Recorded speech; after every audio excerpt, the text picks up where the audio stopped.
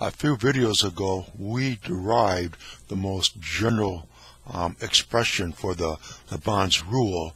That's this equation right here, and we've been applying this now to specific problems. The playlist for the videos is at digital-university.org.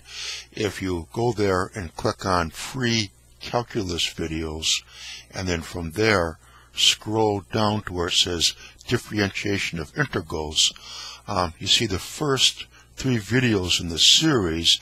They were all devoted to developing this equation here, the most general form of the Lebon's rule. And in this video, we're going to use it to obtain integral expressions that before we did not know what they were equal to. So let's take a look at what we have. We have this integral, e to the minus ax times the sine of kx dx. We know it equals this.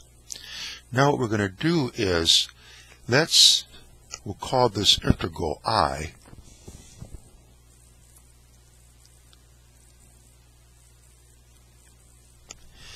And let's see what di dA equals. So we're going to differentiate it with respect to a. Now, notice that for our problem, the limits are constants. So we'll go ahead and apply the Lebon's rule, but since the limits are not functions for our particular problem, they're constants, that means this term and this term are 0. So all we have to do is take our differentiation inside of the integral. And there's no other terms to consider. So the partial with respect to a of e to the minus ax times the sine of kx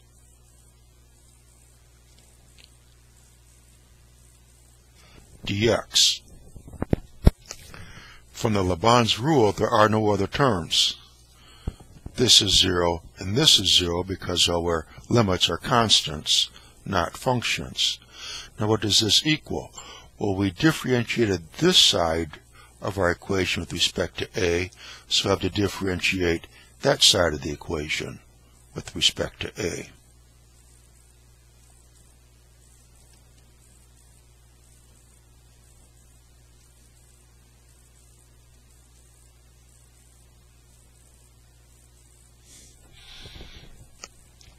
Okay, let's go back to here. If we differentiate this with respect to a, we have e to the minus ax. So that will equal, and this of course is going to remain unchanged, so we'll have the sine of kx dx, and the derivative of this will be e to the minus ax. Differentiating with respect to a, then that will give us minus x. So all we did was we took this expression and differentiated it with respect to a. This stays unchanged, of course. So we'll have e to the minus ax. Then the derivative of this with respect to a is minus x. And what does this equal? Then here we will have this times the derivative of that, that's 0, minus k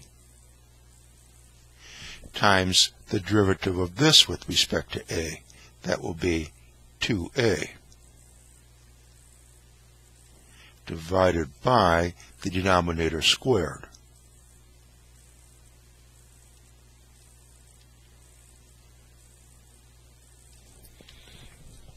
So again, differentiating this with respect to a, we have this times the derivative of k with respect to a, that's going to be 0, minus this times the derivative of this with respect to a, that will be 2a, over the denominator squared.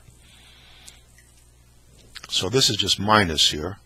We have a minus over here, so these can cancel. And now what we have is, we're saying, well, the integral from 0 to infinity of x times e to the minus ax times the sine of kx dx equals 2ak divided by a squared plus k squared quantity squared. So here we have an expression for an integral that previously we didn't know what it was. What we did know, we had this information, and we were able to differentiate that integral. And then we went through the differentiation process. We came out with this equation. So this gives us new information. Now we have an equation for what this integral is equal to. So that's just a real simple demonstration here how the Lebon's rule can be used sometimes to evaluate integrals.